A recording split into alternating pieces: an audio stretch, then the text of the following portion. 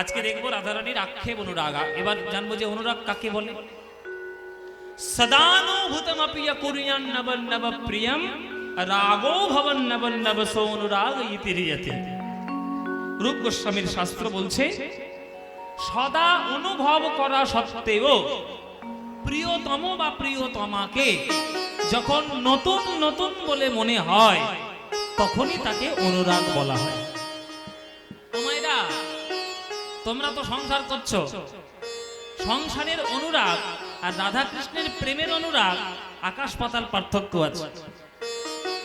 দিবারাত্র এক মুখ দেখছো, কর্তার মুখ, দিবারাত্র এক মুখ দেখতে দেখতে চোখে আপনাদের চালসে পড়ে যাচ্ছে। হ্যাঁ, সকাল বিকেল দুপুর সন্ধ্যা রাত দিনে ওই মুখ দেখে দেখে গা জ্বলে গেল। যখন প্রেম নতুন শুরু হয় তখন কবে কতবার দেখবো সেইটার ভালোবাসার টান থাকে। আর যেই সমস্ত সংসার হয়ে গেল, আপনি তার সঙ্গে বসবাস করছেন, সংসার করছেন 15 বছর 10 বছর 20 বছর, তারপর মুখটা দেখলে এবার গা চিরচির করে জ্বলে উঠছে, ঠিক কি না? বেশিরভাগ ক্ষেত্রে সেটা হয়। কিন্তু অনুরাগ ওটাকে বলে না। অনুরাগ কাকে বলে? দিবারাত্র দেখছেন, সকাল সন্ধ্যা দেখছেন, যুগের পর যুগ দেখছেন, দিনের পর দিন দেখছেন, কিন্তু যতবার দেখছেন ততবার নতুন বলে মনে হচ্ছে, সেটাই হলো অনুরাগ। মানে সোজা বাংলায় সোজা বাংলা ভাষায় বলতে গেলে ভালোবাসা যে অনুরাগের টানে বাসি হতে চায় না কখনো, সেটাকেই বলে অনুরাগ। ভালোবাসা বাসি নয়, ভালোবাসা সব সময় টাটকা। মানে রাধারানী সকালে গোবিন্দকে দেখেছেন, দুপুরে সূর্য পূজায় দেখেছেন, বিকেলে উত্তর গোষ্ঠের সময় দেখেছেন, আবার রাত্রির বেলা কেশর কুঞ্জে দেখেছেন, কালীয় দমনের সময় দেখছেন, গিরি গোবর্ধনের সময় দেখছেন, নৌকা বিলাসে দেখছেন, দান লীলায় দেখছেন, মান লীলায় দেখছেন। কিন্তু যতবার দেখছেন ততবার রাধারানীর মনে হচ্ছে এই বোধহয় জীবনের প্রথম দেখলাম। এইটা হচ্ছে অনুরাগ। সেই ভালোবাসাটা যাদের মধ্যে হবে তারা প্রকৃত অনুরাগের বিষয় জানবে। তাই রাধারানী আজকে জল ভরতে গেছিলেন ওই যমুনার ঘাটে। সেইখানে কৃষ্ণের রূপ নিয়ে, রূপের ডালি নিয়ে দাঁড়িয়েছিল। কৃষ্ণ রূপের দিকে তাকিয়ে রাধারানী সোনার কলসি একবারে যমুনার জলে হারিয়ে কৃষ্ণ রূপে একবারে ডুবে গিয়ে বাড়িতে ফিরে এসেছে। বাড়ির বউ সোনার গয়না হারিয়েছে, সোনার কলসি, শাশুড়ি ছেড়ে কথা কইবে? কি গো শাশুড়িরা, এই যেখানে যারা শাশুড়ি আছে তাদের বলছি, বাড়ির বউ যদি গয়না হারায়, বাড়ির বউ যদি সোনার রূপ গয়না হারিয়ে ফেলে, সোনার কলসি হারিয়ে ফেলে, তোমাদের গায়ে রীতি পিত্তি জ্বলে উঠবে না? এই যে বৌমা, আমরা কি রাজা জমিদারের মেয়ে নাকি? সোনার কলসি একেবারে যমুনার জলে ভাসিয়ে দিয়ে চলে এলে, কি একেবারে অন্যদিকে মত্ত ছিল, একবার সোনার কলসি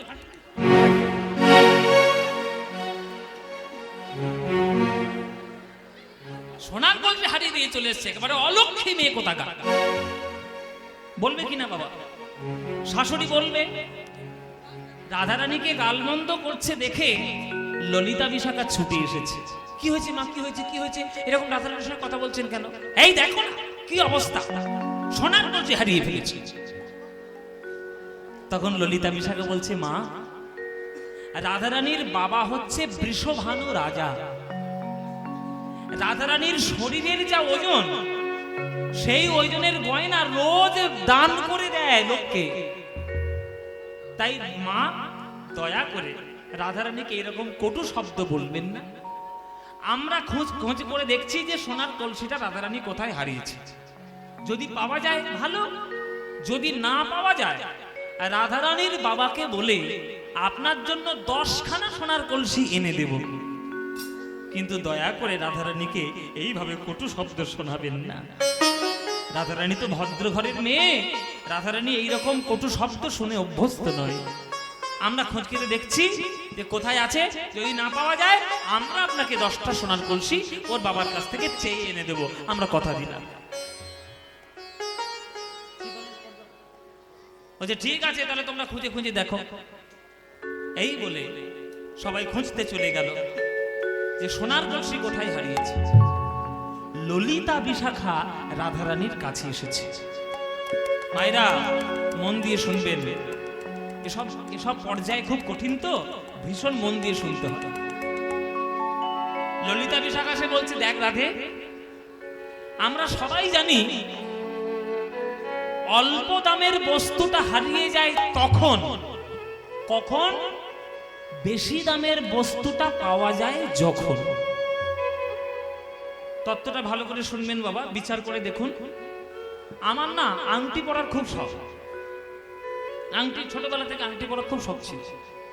পয়সা ছিল না তো, ছোটবেলায় পান্তাই খেতে পেতাম না। হ্যাঁ, নুন আনতে পান্তা ফুড়ে এরকম অবস্থা ছিল আমার ছোটবেলাটা। আর আমার বাবা কাকাদের তারও অবস্থা খারাপ, আর আমার ঠাকুরদার আরো অবস্থা খারাপ। আমার ঠাকুরদাদা প্রচন্ড কষ্ট করেছে, আজকে তিনি নেই। সব থেকে সুখে তিনি মরে গেছেন, একেবারে জল জ্যান্ত মানুষ, কোনো কষ্ট নাই, কিচ্ছু নাই, খেয়ে দিয়ে শুয়েছে, চলে গেছে। ওই রকম মরণ কে না চায়? কষ্টযুক্ত মরণ কেউ চায়? আমার ঠাকুরদাদা প্রচুর কষ্ট করেছে, ভীষণ। সে কষ্টের কোনো তুলনা নেই, সে কষ্টের কোনো সীমা নেই। ছোটবেলায় আমার আংটি পরার খুব শখ ছিল। ওই জন্য দশকর্মা ভান্ডারে তামার আংটি পাওয়া যায় না, ছোট ছোট তামার আংটি, ওইগুলো পরতাম আংটি, ভালো লাগতো। তারপরে অষ্টধাতুর আংটি, ওইগুলো। এবার একটু যখন পয়সা এলো তখন অষ্টধাতু সরে গেল, রূপোর আংটি এলো। আরেকটু যখন পয়সা হলো, রূপোর আংটি সরে গেল, সোনার আংটি এলো। বাবা, আরেকটু যখন পয়সা হলো, সোনা সরে গেল, হীরের আংটি এলো। তাহলে ধীরে ধীরে হারিয়ে যাচ্ছে কেন? অল্প দামের বস্তুটা হারিয়ে যাচ্ছে কখন? যখন দামি বস্তুটা ঘরে ঢুকছে। তাহলে রাধে, একটা সোনার কলসি তুই হারিয়ে দিয়েছিস যমুনার জলে, সোনার কলসি। তাহলে আমাদের মনে হয় সোনার কলসির থেকেও কোটি গুণ দামি জিনিস তুই পেয়েছিস, তাই তুই সোনার কলসি যমুনার জলে হারিয়ে দিয়ে এসেছিস। সেই দামি জিনিসটা কি, সেইটা তুই আমাদের কাছে বল, সেটা তুই বল। কেননা আমরা জানি নায়িকার সমস্ত গুণ তোর মধ্যে বর্তমান। তাহলে আমাদের এটা বিশ্বাস যে তুই যেমন তেমন করে সোনার কলসি যমুনার জলে ফেলবি না বা হারিয়ে আসবি না। নিশ্চয়ই ওই যমুনায় দামি কলসির থেকেও আরো দামি জিনিস তুই পেয়েছিস। বল কি পেয়েছিস? তখন রাধারানী বলে, ললিতা রে, যমুনার জলে গিয়ে আমি দেখি ভুবন ভোলানো রূপের ডালে নিয়ে আমার শ্যাম সুন্দর কদম গাছের গায়ে হেলানে দিয়ে বংশী বাজাচ্ছে। আরে রাধে রাধে বলে সেই বাঁশির ধ্বনি আমার কানে যখন প্রবেশ করেছে, আমি যমুনার ঘাটে জল আনতে গিয়ে এদিকে ওদিকে তাকাতে তাকাতে সেই কদম গাছের গায়ে হেলান দেওয়া কৃষ্ণ রূপকে দেখলাম। আরে যেই একবারে দেখেছি, আমার দেহ মন প্রাণ যমুনার জলে ভেসে গেছে। সোনার কলসি তো সামান্য, আমি নিজেই বিকিয়ে দিলাম গোবিন্দের চরণে। আমি দেখে এলাম ওগো, আরে কিবা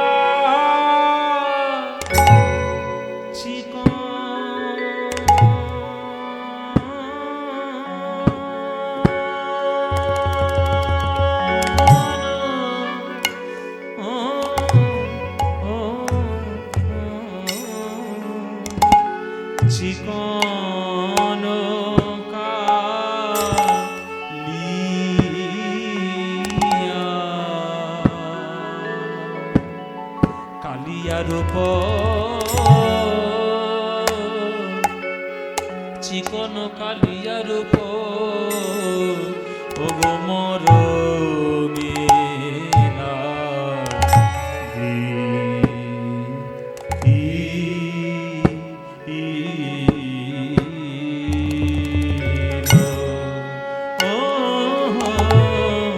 আরে কি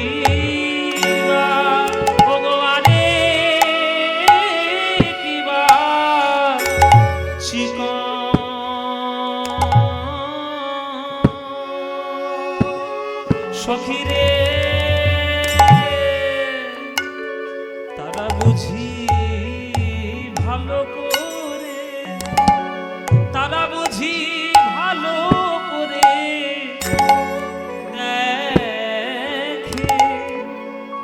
দেখে নাই, দেখে নাই, দেখে নাই গো ও গো বারে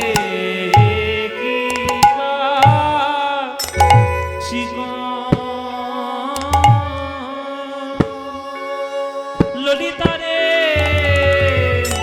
তারা বুঝি ভালো করে, তারা বুঝি ভালো করে দেখে,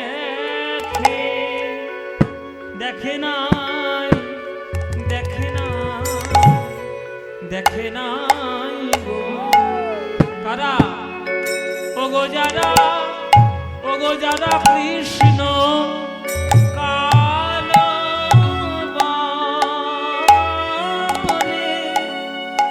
গোবিন্দের আলো,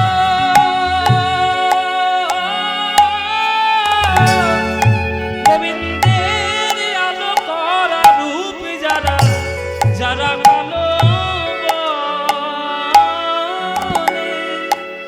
গৌরী তিয়ট, তিয়ট তালের গান, প্রাচীন গান, এই হচ্ছে আসল কীর্তন গান। আলো করা রূপ যারা ওগো যারা কালো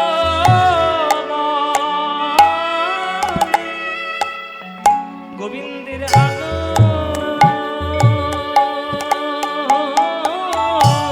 ওগো আলো করা রূপ যারা কালো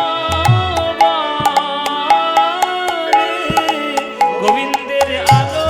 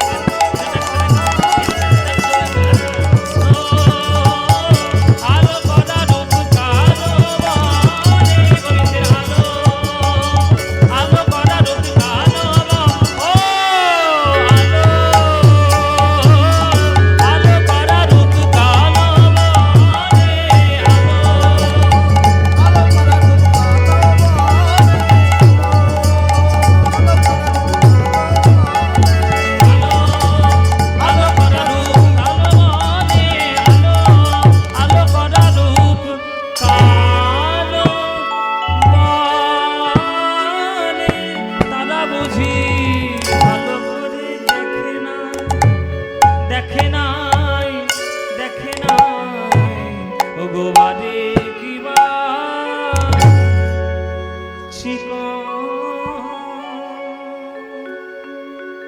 চিকন কালিয়া রূপ মরমে লাগিল ধরনে না যায় মরিয়া।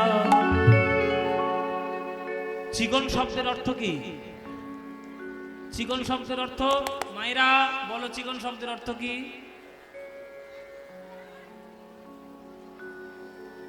চিকন শব্দের অর্থ কি মায়েরা? না, শুনে নাও। চিকন শব্দের অর্থ বিভিন্ন জায়গায় বিভিন্ন রকম। বাংলাদেশ বা পূর্ববঙ্গে চিকন শব্দের অর্থ হচ্ছে ফর্সা। ফর্সা, চিকনা চিকনা বলে না, চিকনা মানে ফর্সা।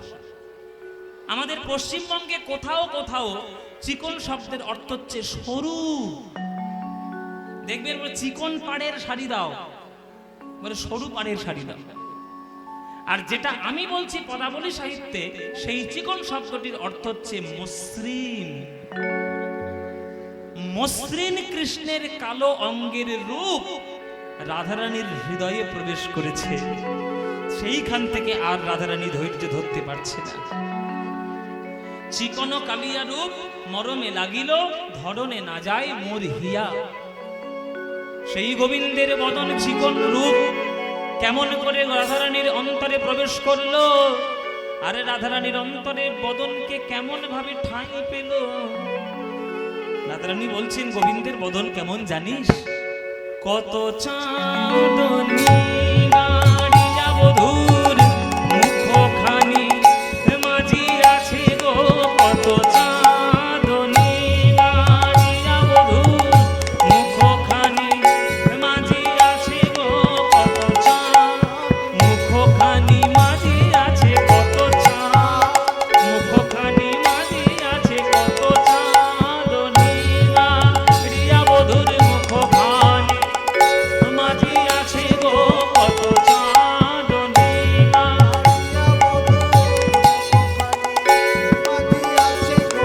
না জানি তাই কত সুধা দিয়া, কত সুধা দিয়া ও কি আহারে, না জানি তাই কত সুধা দিয়া, কত সুধা দিয়া।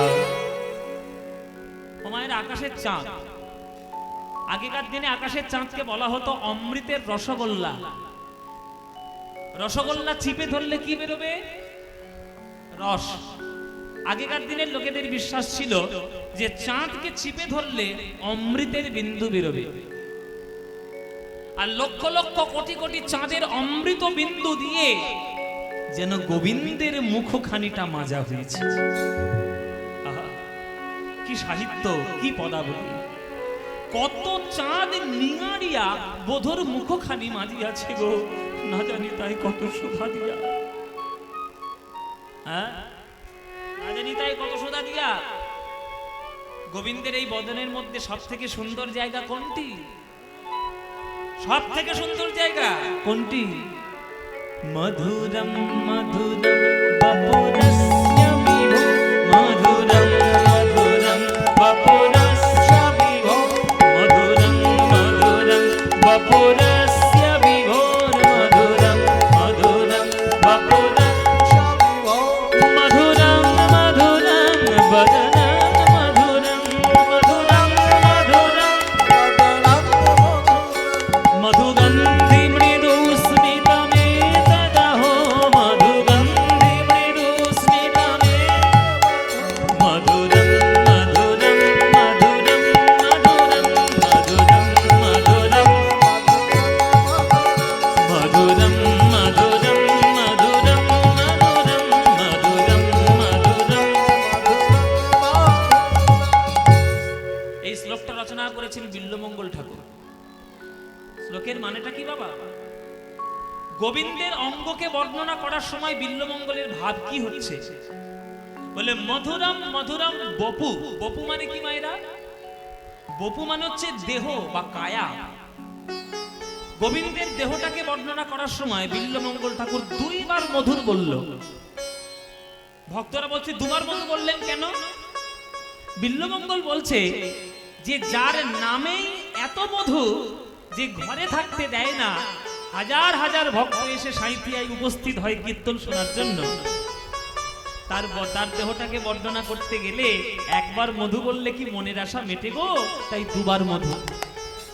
মধুরম মধুরম বপু, দুবার মধু দেহটাকে বলার সময়।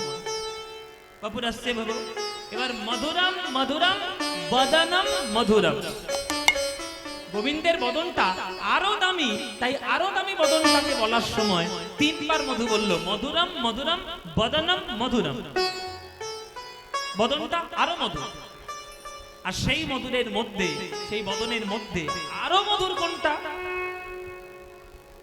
মধুরম মধুগন্ধে মৃদুস্মিতম এতদহ, যেখানে গোবিন্দের ঠোঁটের মুচকি হাসি, যেখানে অধর সুধা পাওয়া যায়, যেখানে বাঁশি বাজে, যে বাঁশির থেকে 6 রাগ 36 রাগিনীর জন্ম হয়ে যায়, সেই গোবিন্দের অধর সুধা যেখান থেকে ঝরে পড়ে, সেই অধর হচ্ছে, অধরের কুল দুটি হলো সব থেকে সুন্দর। তাই 4 বার মধু বললেন, মধুরম মধুরম মধুরম মধুরম। ও মায়েরা, বুঝতে পেরেছ? আমি আগেই বলেছি আক্রমণটা কঠিন জিনিস, সবার বোঝার জন্য নয়। গোবিন্দের দেহটা বলার সময় 2 বার মধুর, গোবিন্দের বদনটা বলার সময় 3 বার মধুর, আর গোবিন্দের হাসিটা বর্ণনা করার সময় 4 বার মধুর। মানে গোবিন্দের ওই ঠোঁটের হাসি যে একবার দেখবে, আর জগতের অন্য কোন নায়কের দিকে তাকাতে ইচ্ছে হবে? ইচ্ছে হবে মায়েরা? জগতের মধ্যে সব থেকে সুন্দর কোনটা? ফুল। ফুলের মধ্যে আরো সুন্দর কোনটা? ফুলের পরাগ। আর পরাগের মধ্যে আরো সুন্দর কোনটা? ফুলের মধু। ফুলের মধুটাই যেমন জগতের সব থেকে দামি, সবাই পারবে না সেই মধুটা নিতে। আপনি হাজার চেষ্টা করলেও ফুল থেকে মধু তৈরি করতে পারবেন না। মধু তৈরি করার জন্য মৌমাছির প্রয়োজন হবে। মৌমাছি আসবে, ফুলের উপরে বসবে, সেই রেণু পরাগ পান করবে, সেটা তাই চাকের মধ্যে বমনের মাধ্যমে মধুরূপে নিষ্কাশন করবে, তবে সেই মধুটা আপনি পান করে গোবিন্দের চরণের সেবায় লাগাতে পারবেন। তাই মধু যেমন সবার ভাগ্যে তৈরি করা সম্ভব নয় কেবলমাত্র মৌমাছি, তেমনি গোবিন্দের অধর সুধা পান করার মতো সবার ভাগ্য নয়। গুরুপাদ পদ্ম স্মরণ করে সঠিক ভজন সাধনার মাধ্যমে যে ওই মৌমাছি রূপী ভক্ত হতে পেরেছে, তারাই কেবলমাত্র গোবিন্দের অধর সুধা পান করতে পেরেছে, আর কেউ নয়। তাই পদকর্তা বলছেন, অধরের দুটি কুল চিনিয়া বাঁধুরে ফুল, অধরের দুটি কুল চিনিয়া বাঁধুরে ফুল, অধরের দুটি কুল চিনিয়া বাঁধুরে ফুল, অধরের দুটি কুল চিনিয়া বাঁধুরে ফুল, হাসি খানি তাহাতে মিশায়, হাসি খানি তাহাতে মিশায়, ওই নবীন মেঘের পরে বিজরি প্রকাশ করে, নবীন মেঘের পরে বিজরি প্রকাশ করে, নবীন মেঘের নবীন মেঘের নবীন মেঘের পরে বিজরি প্রকাশ করে, নবীন মেঘের পরে বিজরি প্রকাশ করে, আমার জাতি কুল মজাইল তাই, জাতি কুল মজাইল তাই, জাতি কুল মজাইল এসব গানের কোনো তুলনা হয় না বাবা। এসব পদ, এই যে কি বলবো, এর বর্ণনা করা যাবে না। বলছে অধরের দুটি কুল জিনিয়া বাঁধুলি ফুল, হাসি খানি তাহাতে মিশায়। ও মায়েরা, গোবিন্দের কোনোদিন দেখেছো কোনো ছবি গোমড়া মুখ হয়ে থাকতে? মানে মুখটা এরকম মুখ দেখেছো কোথাও? ও মায়েরা, গোবিন্দের কখনো এরকম মুখ দেখেছো? এইরকম মুখ নায়কের হয়? নায়কের মুখের মধ্যে সবসময় একটা হাসি লুকানো থাকবে, এমন হাসি লুকানো থাকবে যে হাসির দিকে তাকালেই সবাই কুপকাত। নায়িকারা তো কুপকাত হবেই, তার সঙ্গে জগতে যে দেখবে সে কুপকাত। তা জগতের যত নায়ক রয়েছে সবার থেকে পরম নায়ক কে? সবার থেকে বড় নায়ক কে? কৃষ্ণ। কৃষ্ণের থেকে কোনো বড় নায়ক আছে নাকি? তার মুখে কোনোদিন দেখেছো মুখটা গোমড়া মুখ হয়ে থাকতে? গোবিন্দের ঠোঁটের কোণে সবসময় মিষ্টি মুচকি হাসি। আর এই হাসিটা হাসতে গিয়ে যখন গোবিন্দের দাঁতের শোভাটা দেখা যাচ্ছে, মানে হাসতে গেলে তো মাঝে মাঝে দাঁতও দেখা যায়, গোবিন্দের দন্ত রাশি যখন ঠোঁটের ফাঁক থেকে দেখা যাচ্ছে, তখন মনে হচ্ছে কি জানো, একেবারে কালো মেঘের মাঝখান থেকে যেন বিদ্যুতের ঝলকানি দিচ্ছে। আকাশের মেঘ যতই কালো হোক, তার মধ্যে থেকে যে বিদ্যুতের ঝলকানিটা বেরোয়, সেই একটা বিদ্যুতের ঝলকানিতে জগৎ চকচক করে ওঠে, ঝকঝক করে ওঠে। তেমনি গোবিন্দের এই দাঁতের ওই ঠোঁটের ফাঁক থেকে দাঁতের শোভা যখন দেখা যাচ্ছে, তখন ভক্তর হৃদয়ের মধ্যে সকল কালিমা দূর করে দিয়ে ভক্তের হৃদয় যেন ঝকঝক করে উঠছে, চকচক করে উঠছে, সকল কালিমা যেন দূর হয়ে যাচ্ছে। নবীন মেঘের পরে বিজরি প্রকাশ করে, নবীন মেঘের পরে বিজরি প্রকাশ করে, আমার জাতিকুল মজা নিল তাই, জাতিকুল মজা নিল তাই, জাতিকুল মজা নিল তাই, জাতিকুল মজা নিল তাই। আরো আছে, ললিতা বিশাখা বলছে সর্বনাশ হয়ে গেছে রাধে, তুই তো হাসির দিকে তাকিয়ে তো তোর সব চলে গেল, আর কি তোর কোনো সর্বনাশ ঘটলো নাকি? বলে সর্বনাশ কি বলে শেষ করা যাবে রে ললিতা? সর্বনাশের পর সর্বনাশ। আমায়রা কপাল যখন খারাপ থাকে তখন অসম্ভবটা সম্ভব হয়, তাই না? ও মায়েরা, তোমরা শ্রীবৎস রাজা বলে একটা রাজার কথা শুনেছো? শ্রীবৎস রাজা আর চিন্তা, তার রানীর নাম ছিল চিন্তা। শনি ঠাকুরের কোপ দৃষ্টির প্রভাবে সবকিছু হারিয়ে শ্রীবৎস রাজা জঙ্গলের মধ্যে বাস করতেন। একদিন রানী একটা শোল মাছ নিয়ে এসছে। শোল মাছটা নিয়ে এসে রাজার কাছে দিয়ে বলছে, রাজা কিচ্ছু পেলাম না, এটাই খেয়ে কাটাতে হবে। হ্যাঁ, এবার রানীর চিন্তা মনে মনে ভাবছে, রাজার পাতে কি আর কাঁচা শোল মাছ দেওয়া যায়? একটু পুড়িয়ে নি। এ বলে পাথরে পাথরে ঘষা লাগিয়ে শুকনো পাতা জোগাড় করে সে মাছটা পুড়িয়ে নিল। তাহলে গায়ে ছাই লেগে গেছে, বলে ছাইযুক্ত মাছ কি রাজার পাতে দেওয়া যায়? ধুয়ে নি। ধুইতে গেছে গঙ্গার জলে। মায়েরা, পুড়ে ছাই হয়ে যাওয়া মাছ, পুড়ে মরে যাওয়া মাছ জলের স্পর্শ পেয়ে কল কল করে সাঁতার দিয়ে ভেতরে চলে গেল। সেদিন তাদের আর খাওয়াই হলো না। তাহলে কপালটা যখন খারাপ থাকে, এইরকম অসম্ভবটা সম্ভব হয়। ললিতা, আমার কপালটা অত্যন্ত খারাপ। আমার প্রথম কপাল খারাপ, আমি যমুনার জলে কেন বিকেল বেলায় জল ভরতে গেছিলাম। আর দ্বিতীয় কপাল খারাপ হচ্ছে, কেন আমি ওই রূপের দিকে তাকাতে গেলাম, আর তাকিয়ে ওই হাসিটা দেখেই আমার সব শেষ, আমার জাতিকুলো মজাইল তাই। আরো সর্বনাশ ঘটল। কি?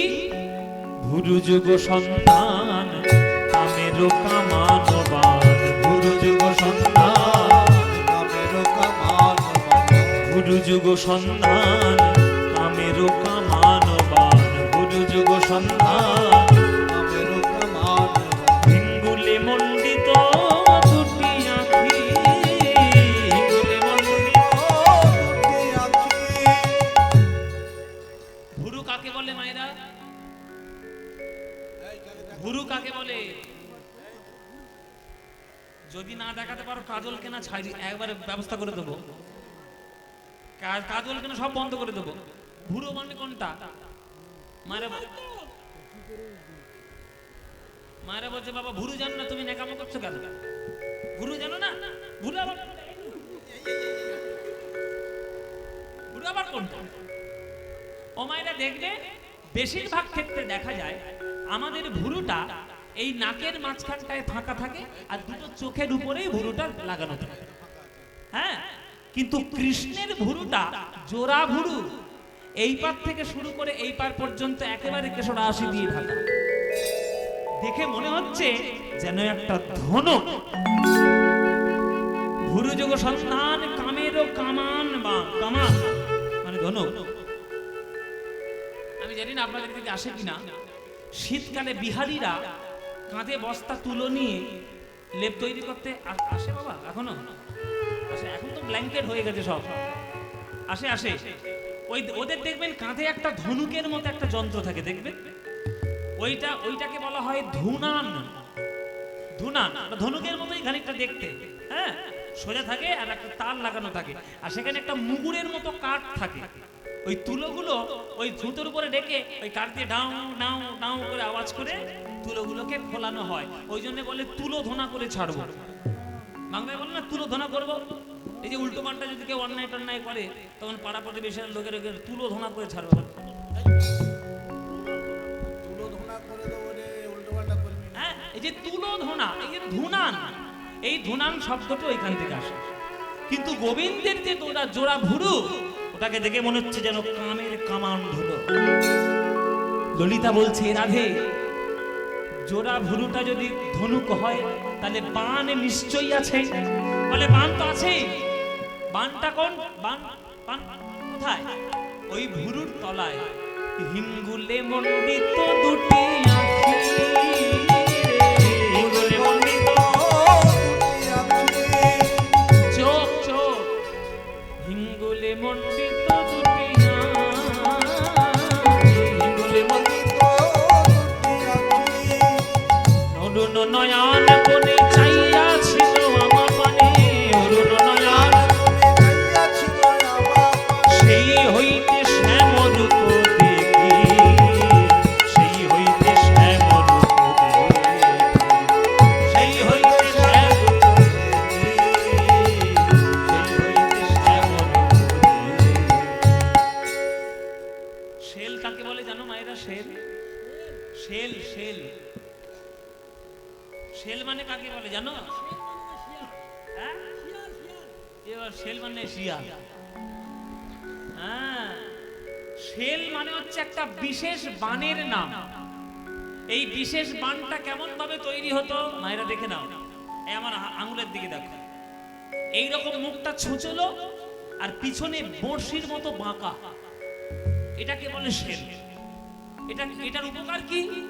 মায়েরা বলছে বানের আবার উপকার, মারলেই মরে যাবো, আবার উপকার কি? শোনো, যারা যুদ্ধ করে তাদের ক্ষেত্রে উপকার। এই যে বানটা যদি একবার ঢুকে যায়, এটা ঢুকে যাবে কিন্তু আর বেরোবে না। কারণ আপনি যদি বের করতে যান, ওই যে বড়শির মতো যে বাঁকা আছে, ওই বাঁকাটা ওইটা হৃৎপিণ্ডের মধ্যে এমন ভাবে আটকে যাবে, ওটাকে তুমি টেনে হিঁচড়ে বার করতে গেলে পুরো মাংসপিণ্ড ছিঁড়ে বেরোবে। মানে ওইটা মারা মানে তোমার অবধারিত মৃত্যু হবেই হবে। ওইটা হচ্ছে গোবিন্দের নয়ন বাণ। গোবিন্দের নয়ন বাণ যার হৃদয়ে একবার প্রবেশ করবে, প্রবেশ তো করে যাবে বাবা, কিন্তু জীবনে আর কোনোদিন ওই নয়ন বাণ বেরোবে না, কোনোদিন তুমি মুক্ত করতে পারবে না।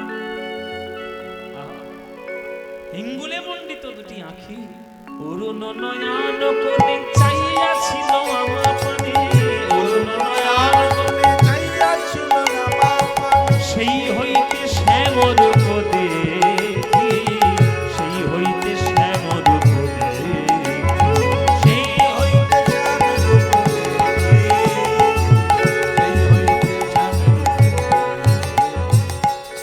সেই হইতে শ্যাম রূপ দেখি। ললিতা বিশাখা, গোবিন্দের এই নয়ন মান যখন আমার হৃদয়ে আঘাত করেছে, সখীরে আমার সবই গেল, সখীরে আমার সবই গেল, সখীরে আমার সবই গেল, ওই গোবিন্দ রূপে নয়ন দিয়ে সখীরে আমার সবই গেল,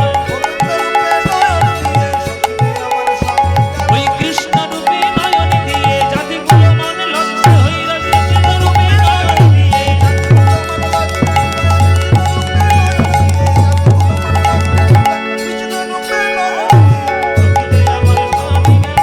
সেই হইতে শ্যাম রূপ দেখি, সেই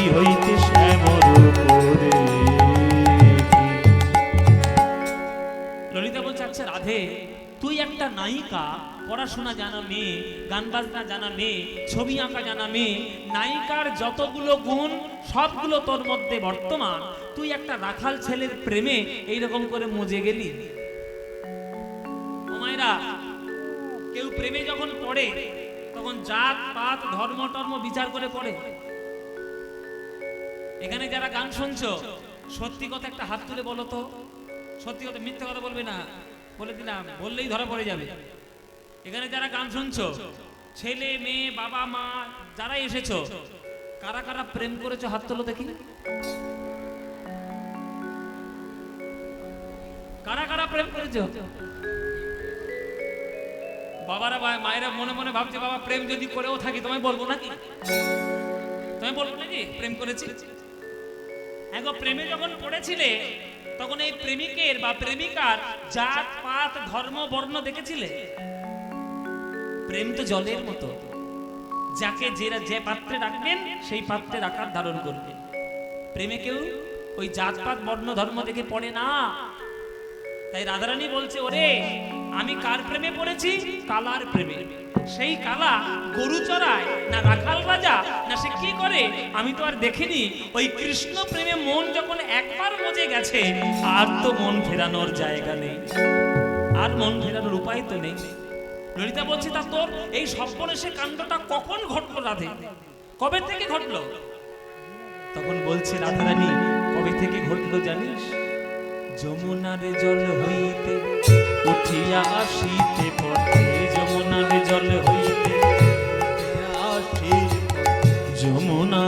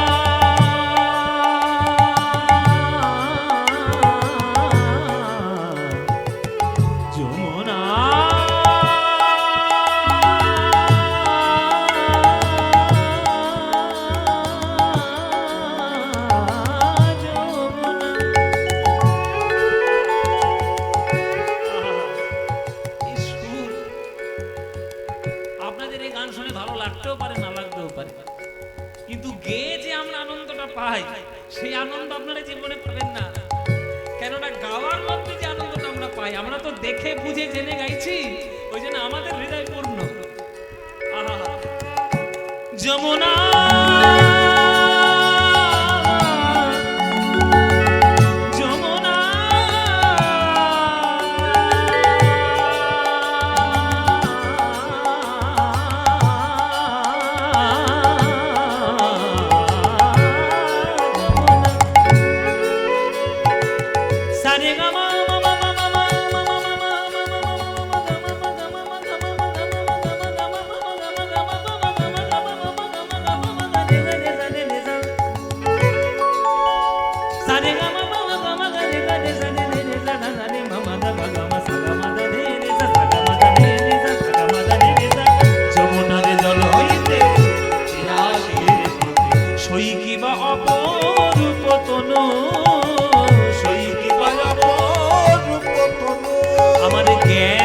সেতে কয় শুধুই সে সুধাময়, জ্ঞান দাসেতে কয় শুধুই সে সুধাময়, জ্ঞান দাসেতে কয় ওগো শুধুই সে সুধাময়। গোকুলে নন্দের বালা কান, গোকুলে নন্দের বালা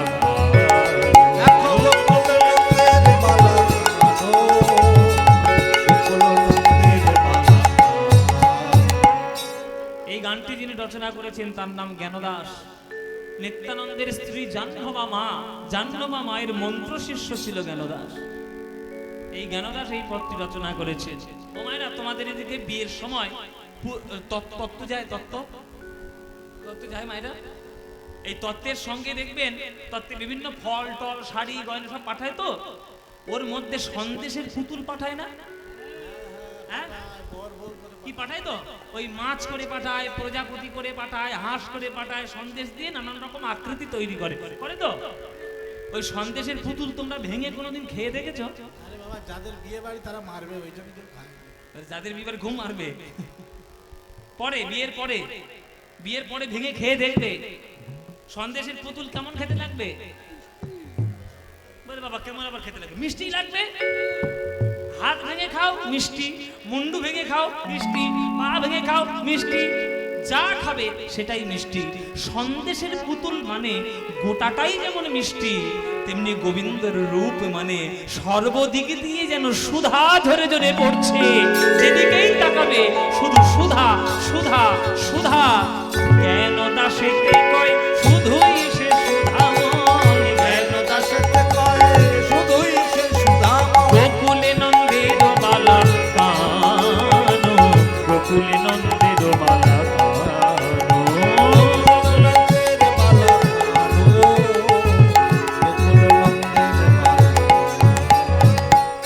গোকুলে নন্দের বালা কানো। গোবিন্দ তার রূপ দিয়ে খেলা করে, গোবিন্দ তার গুণ দিয়ে খেলা করে। গোবিন্দ সরৈশ্বর্যপূর্ণ ভগবান, যেখানেই দেখবে ভগবানের শুধু খেলাই চলছে। বিশ্ব ব্রহ্মাণ্ড রোমকূপ থেকে জন্মগ্রহণ করিয়ে, জন্ম দিয়ে বিশ্ব ব্রহ্মাণ্ডকে নিয়ে কৃষ্ণ খেলা করছেন। সেই কৃষ্ণ বৃন্দাবনে প্রেমের খেলায় মত্ত রয়েছেন।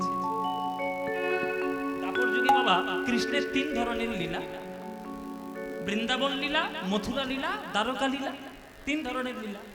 কিন্তু সব থেকে বেশি মধু, সব থেকে বেশি প্রেম কোন লীলা? বৃন্দাবন লীলা। বৃন্দাবনে কৃষ্ণ যশোমতির উঠোনে একবার মাটি চেটে চেটে খাচ্ছে। যশোমতি বলছে ঘরে এত মাখন ননি পড়ে রয়েছে, তুই মাটি খাচ্ছিস, মুখ খোল। মুখের মধ্যে কি দেখলো? বিশ্ব ব্রহ্মাণ্ড। সেই কৃষ্ণ কুরুক্ষেত্রের মাঠে অর্জুনকে জগৎ সৃষ্টিকে রহস্য সমাধান করার জন্য, বোঝানোর জন্য কি রূপ দেখিয়েছিল বাবা? বিশ্বরূপ। তখন অর্জুন ও কৃষ্ণের অঙ্গ প্রত্যঙ্গে দেখেছিল বিশ্ব ব্রহ্মাণ্ড। একই কৃষ্ণ অর্জুনকে বিশ্বরূপ দেখায়, আবার সেই কৃষ্ণ গোপাল রূপে মা যশোমতীকে মুখের মধ্যে বিশ্ব ব্রহ্মাণ্ড দেখায়। রূপের খেলা, গুণের খেলা, লীলার খেলা, নামের খেলা, কৃষ্ণ তো সবের খেলাই করছে। কিন্তু এই খেলাটা যে একবার মজে গেছে, আর কি তার ফেরার কোনো উপায় আছে? কৃষ্ণ বলে আর ফেরার কোনো উপায় নাই মাইরা। তাই যারা একবারে কৃষ্ণের বাঁশি শুনবে, তারাই চিরকালের মতো মজে যাওয়া। আপনারা জানেন কিনা জানি না, বহুকাল আগে, অনেক বছর আগেকার ঘটনা, বৃন্দাবনে 2টো আধুনিক যুগের ছেলে গেছিল আর বলেছিল যে আমরা থাকবো নিধুবনে রাত্রির বেলায়। আর আপনারা জানেন কিনা জানি না, নিধুবনে কিন্তু রাত্রির বেলায় থাকার কারোর অধিকার নেই। এমনকি বৃন্দাবনে যেসব বানরগুলো দিনের বেলায় ঝাঁপাঝাঁপি করে, তারা নিজেরা পর্যন্ত সরে আসে। কেননা বৃন্দাবনটা তো সাধনার জায়গা। আর এই নিকুঞ্জ মন্দিরে নিধুবনে ভক্তদের বিশ্বাস যে এখনো রাধা গোবিন্দের নিত্য লীলা হয়। ভাবের দৃষ্টিতে তুমি মানতে পারো না মানতে পারো, তাতে কার কি যায় আসে? কারো কিছু যায় আসে। তো সেই 2টো ছেলে তারা থাকতে গেছে। বাবাজিরা বারবার বারণ করলো, ওই জায়গায় যাবেন না, ওই জায়গায় রাত্রে থাকবেন না, ওটা মানুষের থাকার জায়গা নয়। তারা বলছে কেন? আমরা ভারতের গণতান্ত্রিক দেশে বাস করছি, আমাদের অধিকার আছে, গণতান্ত্রিক অধিকার।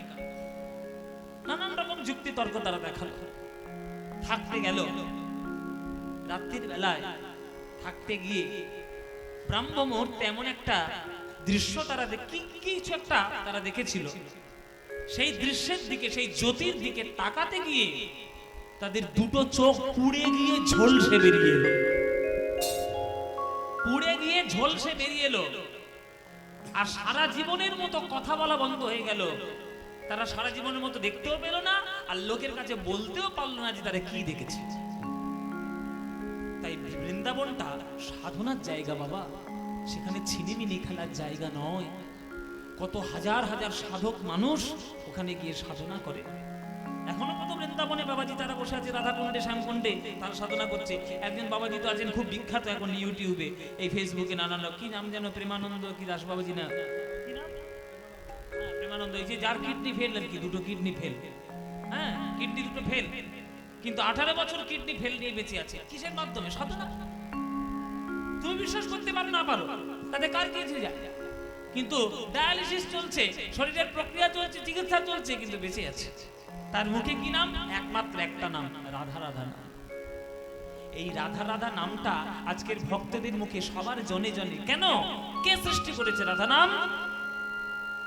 বাঁশি বাজিয়ে বাজিয়ে কৃষ্ণই রাধারানীর নাম বৃন্দাবনের প্রতিটি কণার মধ্যে প্রবেশ করিয়ে দিয়েছেন। বৃন্দাবনের প্রত্যেকটি ধুলোর মধ্যে রাধা নাম রয়েছে। সেই রাধারানী কৃষ্ণের বাঁশি শুনলে তার কি আর কিছু থাকবে? কিছু রক্ষা হবে? কিছু রক্ষা হবে না। তাই কৃষ্ণ নামের বাঁশি শুনে আজকের রাধারানী পাগল হয়ে, সখীরে কৃষ্ণ নাম, কৃষ্ণ অনুরাগ বর্ণনা করছিল গোবিন্দের রূপ সখীদের কাছে। এদিকে আমার গোবিন্দ ওই কুঞ্জবন থেকে রাধা রাধা রাধা বলে বাঁশি বাজিয়ে দিয়েছে। যেই রাধা রানীর কর্ণে সেই বাঁশি প্রবেশ করেছে, তখন রাধা রানী আবার চমকে উঠল, আবার কেঁদে উঠল। ওরে ললিতা রে বিশাখা রে, দেখ দেখ আমার বধূর সময় অসময়ে জ্ঞান নাই। যখন তখন রাধা রাধা বলে বাঁশি বাজায়, সময়ে অসময়ে বাজায় বাঁশরি। সেই বাঁশি শুনে কি বাঁচে কি কিশোর? সেই বাঁশি শুনে কি বাঁচে কি কিশোর? শ্যামের মুরলী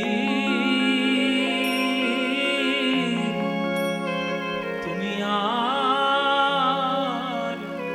রাধার নাম ধরে বেজনা বেজনা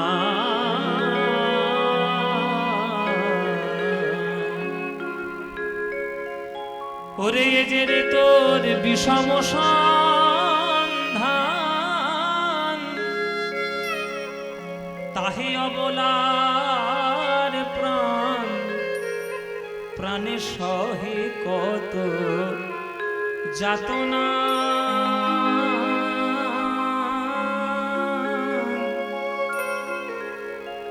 আমার শ্রবণের রন্ধ্র মাতাই আমায় আকুল করি রে। তুমি থাকো শ্যামের অধর, আমি থাকি কৃষ্ণ বাদিনীর ঘরে। কত যাতনা এই অন্তরে, তা তো তুমি জানো না।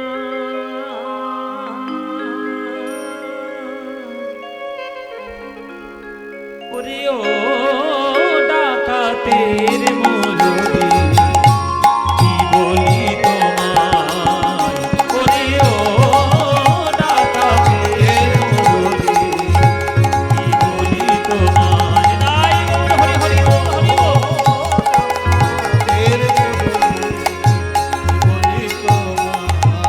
মন্ত্র শিখেছ কোথায়? শিখেছ কোথায়? অবলা বশ করা মন্ত্র শিখেছ কোথায়? কি বলি তোমায়? ওরে ও ডাকাতের মুরলী,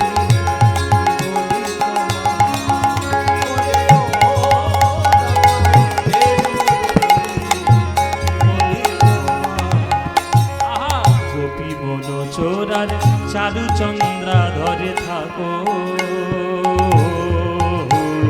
গোপী মন চোরার চারু চন্দ্রা ধরে থাকো। সময় অসময় জানো না বাঁশ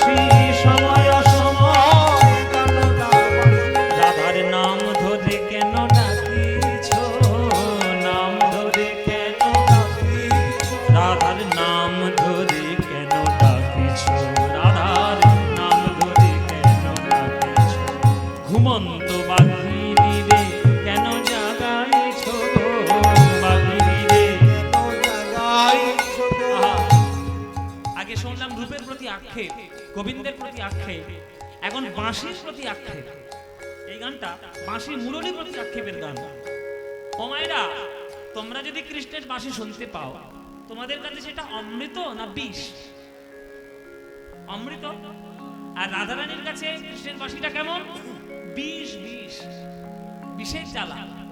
কেননা ওই বাঁশিটা শুনেই তো সমস্ত কিছু রাধারানীর সর্বনাশটা হয়েছে। তাই রাধারানী কৃষ্ণের বাঁশিটাকে ডাকাতের মুরলী বলছে। ডাকাত। ডাকাত কাদের বলে বাবা? যারা গলায় খুর ঠেকিয়ে, মাথায় বন্দুক ঠেকিয়ে সমস্ত কিছু কেড়ে নেয়, তাদেরকে বলে ডাকাত। তাদের বলে ডাকাত। রাধারানী জানেন যে কৃষ্ণের বাঁশি কর্ণে প্রবেশ করছে মানে আমার দেহ, মন, প্রাণ, ভাব, ভাষা, বস্ত্র, অলংকার সব যাবে। কিন্তু জানা সত্ত্বেও কিচ্ছু করার নেই, কেননা কৃষ্ণের বাঁশির শব্দ ডাকাত। ও বলে বলে ঢুকবে, বলে বলে প্রবেশ করবে, আর বলে বলে সবকিছু হরণ করবে। তাই ওরে ও ডাকাতের মুরলী কি বলি তোমায়, মন্ত্র শিখেছো কোথায়? অবলা বশ করা মন্ত্র শিখেছো কোথায়? গোপী মন চোরার চারু চন্দ্রা ধরে থাকো। গোপীর মন যে চুরি করে তার ওই অর্ধচন্দ্রের মতো অধরের মধ্যে তুমি থাকো। আর সময় অসময় জানো না বাঁশি, সময় অসময় জানো না বাঁশি, সময় অসময় জানো না বাঁশি, সময় সময় জানো না বাঁশি। রাধার নাম ধরে কেন ডাকিছ? রাধার নাম ধরে কেন ডাকিছ?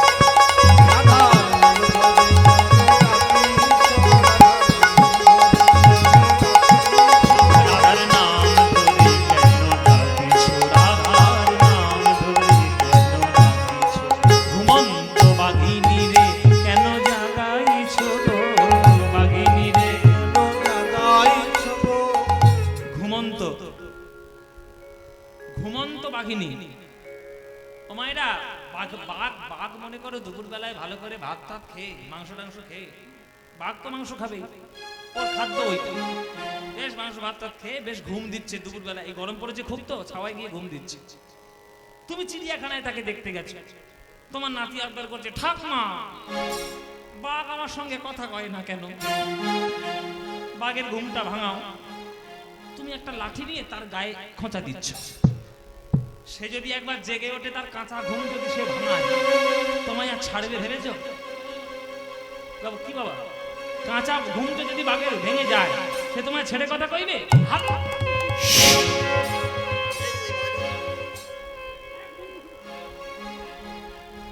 উপরে নিল, বাঘিনী গিয়ে হালন করে ধরলো। এখানে অনুরাগকে বাঘিনীর মতো বর্ণনা করছে। বাঘিনী যদি জেগে যায়, সে যেমন ওই থাবাটা না বসিয়ে সে যতক্ষণ না শান্তি পাবে না, তেমনি অনুরাগ রূপী বাঘিনী যদি একবার জেগে যায়, সে যতক্ষণ না কৃষ্ণের চরণটা পাচ্ছে ততক্ষণ সেই অনুরাগিনীর কোনো শান্তি নাই। ঘুমন্ত বাঘিনী রে কেন জাগাইছ গো? বাঘিনী রে কেন জাগাইছ গো? কথা কহিতে কহিতে প্যারি, কথা কহিতে কহিতে কহিতে কহিতে প্যারি, কহিতে প্যারি। আমার জ্ঞান দাস গেল বিছুরি রে, জ্ঞান দাস গেল বিছুরি রে। সব ভুলে গেল, জ্ঞান দাস সব ভুলে গেল, জ্ঞান দাস ওই জ্ঞান দাস গেল বিছুরি রে, জ্ঞান দাস গেল বিছুরি রে। জ্ঞান দাস গেল বিছুরি, আমার জ্ঞান দাস গেল বিছুরি, আমার জ্ঞান দাস গেল বিছুরি।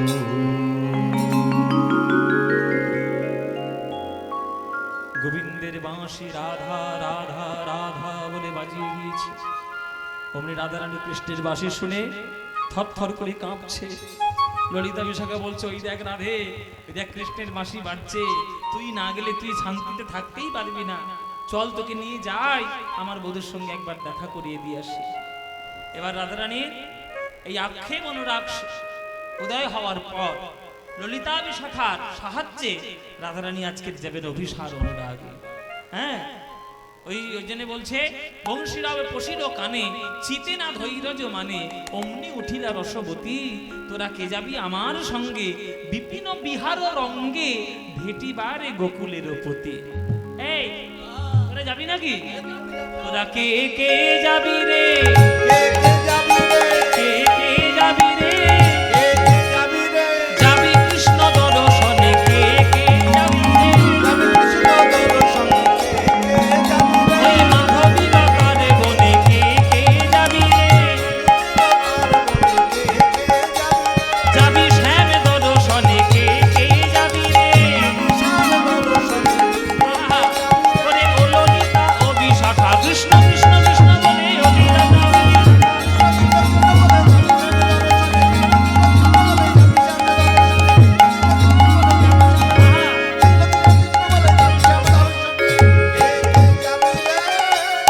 ললিতা বলে ও গো রাধে তোমায় সাজাইব মন সাধে একলা যাইবা কেন ধনী গো আমরা তোমার সঙ্গে যাব আর সখীগণের সঙ্গে লব আমরা তোমার সঙ্গে যাব, সখী জনের সঙ্গে লব। যেতে হবে তাহা মোরা জানি রে যেতে হবে তাহা মোরা জানি আজ রাইকে সাজাইছে ভালে লবঙ্গ মালতির মালে চন্দনের বিন্দু দিলা ভালে। ও মাইরা ভালে মানে কি? ভালে মানে কপালে। হ্যাঁ বলো অধর কাকে বলে আর ওষ্ঠ কাকে বলে? অধর কোনটাকে বলে বলতে আজকে যদি না পারো লিপস্টিক পরা বন্ধ করে দেবো একেবারে। কর্তার পকেট থেকে টাকা চুরি করে শুধু লিপস্টিক কেনা। বলো অধর কাকে বলে? হ্যাঁ? অধর মানে ঠোঁট। কোন ঠোঁট? উপরের ঠোঁট। ঠোঁট কাটা করে তোকে ছাড়বে। ও মায়েরা কোন ঠোঁট গো? নিজের ঠোঁট। নিচের ঠোঁট কেন না গোবিন্দের বাঁশিটা নিচের ঠোঁটেই বাজে আর এইখান থেকে অধরামৃত সুধা পাওয়া যায় আর এইখান থেকে 6 রাগ 36 রাগিনীর সঙ্গীত সুধা পাওয়া যায়। হ্যাঁ, তাই রাধারানী আজকের অল্পের মধ্যে সাজছেন। হ্যাঁ, অল্প মানে কপালে একটা চন্দনের ফোঁটা, তার উপরে সিঁদুরের ফোঁটা, গলায় দিয়েছে একটা মালতী ফুলের মালা। হ্যাঁ, দিয়ে বলছে যা তোর সাজানো হয়ে গেছে। রাধারানী বলছে সাজাবি কম বলে এত কম? আরে দুই একটা গয়না না দিলে নায়িকার কি ভালো লাগে? কি গো মায়েরা, এখানে যাদের বিয়ে হয়ে গেছে আর যাদের হব হব করছে তোমরা ভালো করে একটা যুক্তি শুনে নাও। মেয়েদেরকে বশ করতে গেলে পিসিচন্দ্র জুয়েলার্সের সঙ্গে সম্পর্ক রাখবে। হ্যাঁ, তাহলে দেখবে সব কিছু ঠিক হয়ে যাবে। সুতরাং এই গয়না পড়তে বেশি ভালোবাসে মেয়েরা। ওই জন্য রাধারানী বলছে আমাকে গয়না দিয়ে সাজা। ললিতা বলে আমরা সাজাতে পারবো না। হ্যাঁ, তোর গয়না বাক্স দিচ্ছি, নিজে নিজে সাজ। বলে ঠিক আছে তাই হবে। এবার রাধারানী গয়নার বাক্স থেকে নিজে নিজে সাজছে। রাই ধ্বনি ভূষণ পরে যাতে মনোহরে মনোহরে ধৈর্য ধরি বাকি বানে রে গোবিন্দ দাস তুলনা নাহি কো হয় চাঁদ যেন নামি আছে ঘুমে রে চাঁদের মালা চলেছে ভানু বালা নয় চাঁদের মালা চলেছে ও গো হাতে চাঁদে পাই চাঁদে কপালে চন্দন চাঁদে হাতে চাঁদে পাই কপালে চন্দন